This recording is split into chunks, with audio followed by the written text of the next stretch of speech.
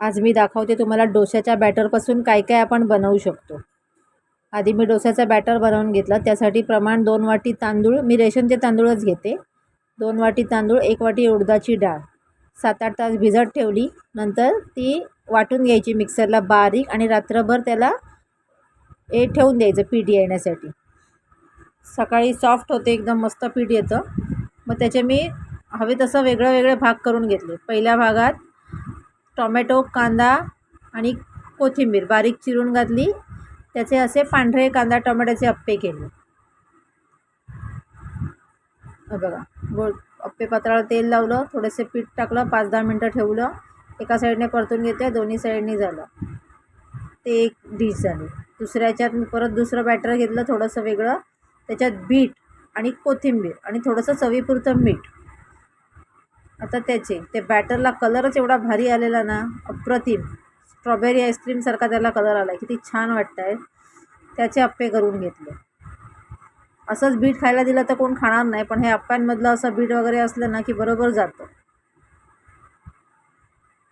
बघा, ह्याला पण कलर किती छान आला आहे। आता तिसरी रेसिपी उत्तप्पा बनवते।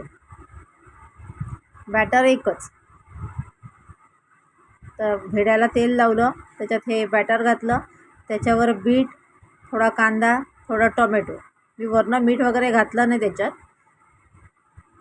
आणि कोथिंबीर टाकली आणि त्याच्यावर परत थोडंसं पीठ टाकलं, कारण की हे पलटी मारताना हे सगळं बॅटरना खाली पडतं। मग त्याला कोण हात नाही लावत, ते कोण खायला बघत नाही, म्हणून मग असं थोडंसं वरनं परत सारण हे टाकलं, अप्प्याचं सारण, आणि थोडंसं चमच्याने मिक्स करून घेतलं, म्हणजे ते सगळं पॅक झालं।